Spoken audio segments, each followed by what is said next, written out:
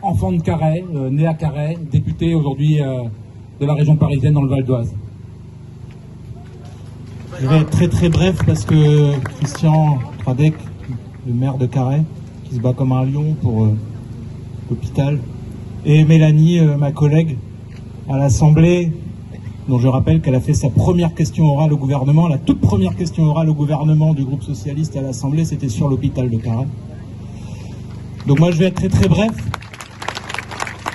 Quand on m'a proposé de venir en ce jour, j'ai pas hésité un seul instant parce que je n'oublie pas, je suis né à Carhaix, à l'hôpital de Carhaix, j'ai grandi à Carhaix, et en sus de tout ce que cette ville m'a apporté, familialement, amicalement, j'y ai aussi appris un certain sens de la lutte.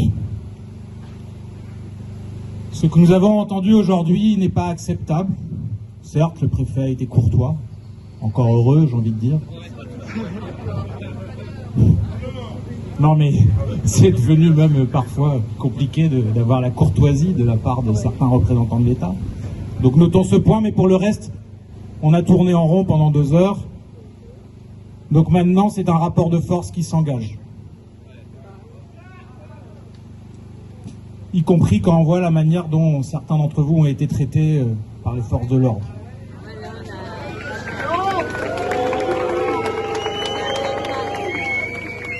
Donc ça a été dit, la République, c'est aussi l'égalité, l'égalité entre tous les territoires et tous les citoyens.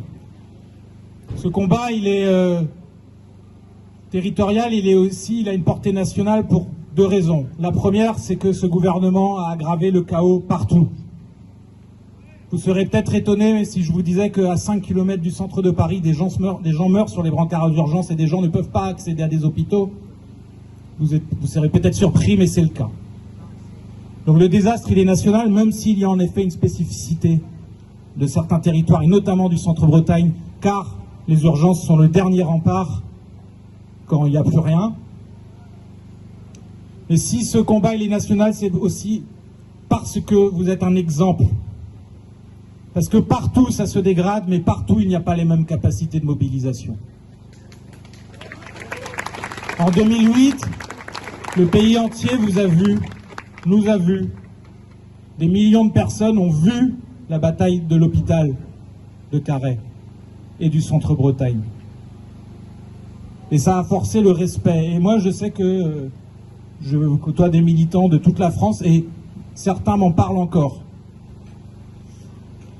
Au printemps dernier, vous avez été en capacité, et bravo au comité de soutien à l'hôpital, bravo en particulier à mon camarade et ami Mathieu Guillemot, vous avez été capable d'être plus de manifestants qu'il y a d'habitants à Carhaix, donc ça montre bien aussi que c'est tout le centre-Bretagne qui est concerné en soutien à la maternité. Et donc là, moi je n'ai qu'une chose à vous dire, c'est pour obtenir quelque chose, il va falloir continuer à lutter. Vous avez des élus locaux, des militants locaux, une députée qui seront, j'en suis convaincu, toujours là. Vous pouvez en être fiers. Et nous, on continuera à soutenir par toutes les manières dont il sera possible.